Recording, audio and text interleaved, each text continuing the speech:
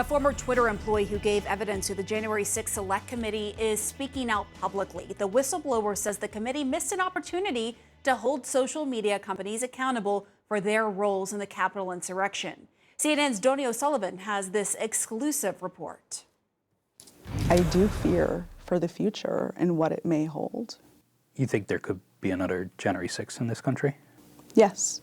Anika Collier-Navaroli is a former Twitter employee turned whistleblower who testified before the January 6th committee initially anonymously. A lot of the locked and loaded, stand back, stand by, those tweets were in response to Donald Trump. Now she is speaking exclusively to CNN in her first television interview. And I think it's really important for these findings from the committee about the roles that social media played within January 6th come to light. Navaroli says she can't talk specifics about her time at Twitter publicly, but she shared eye-opening details in depositions with the January 6th committee.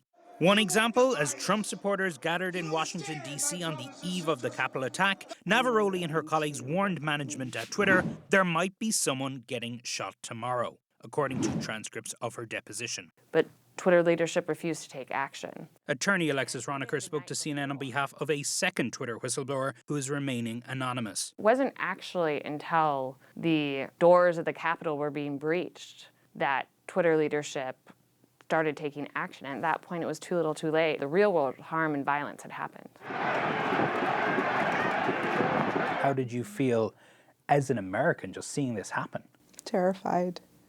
It was horrifying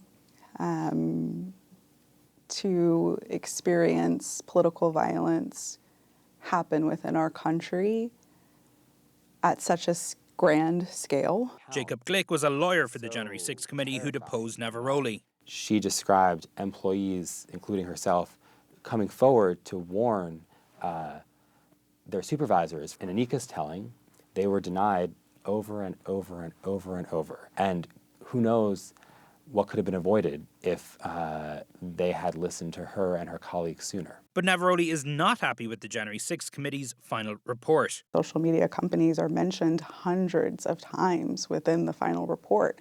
However, their role or their responsibility within that day and the events of that day and the violence that occurred has not been fully laid out. The committee had a so-called purple team dedicated to looking into social media and extremism. CNN obtained a copy of an unpublished draft document the team prepared. Much of it, which focused on social media's role in the run-up to January 6th, did not make it into the final report. This is what did not make it into the final cut. Social media companies failed to anticipate post-election violence. Social media platforms had a delayed response to the rise of far-right extremism. Twitter was paralyzed by a fear of political reprisals.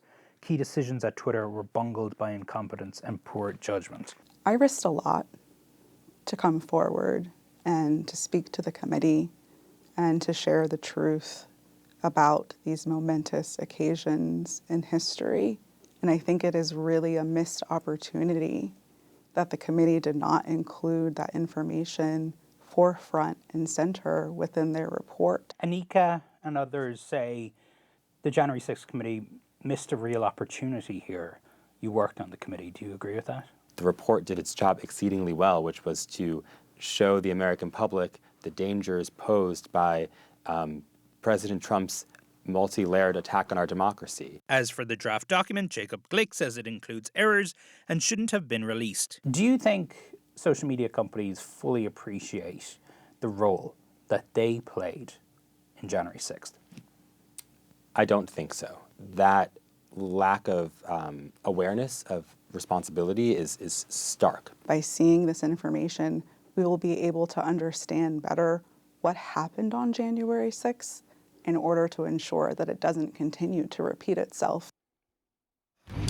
And Pam, social media companies like Twitter have gone to great lengths over the years to explain what they say are doing to crack down on violent rhetoric on their platforms, including, of course, in the run-up to January 6th. Now, in response to these whistleblower complaints, some sources told us, look, not everything the committee learned could fit into that final report.